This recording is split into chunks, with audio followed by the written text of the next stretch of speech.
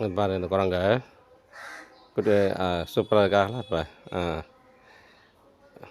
இது எங்கள் வீட்டு தோட்டம். அது ரம்பலை. அது பயப்படாமல் நிற்கிது பாரு.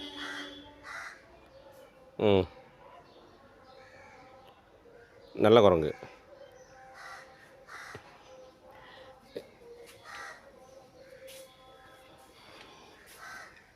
அது பூஞ்செடி, கனகாமரம் பூ.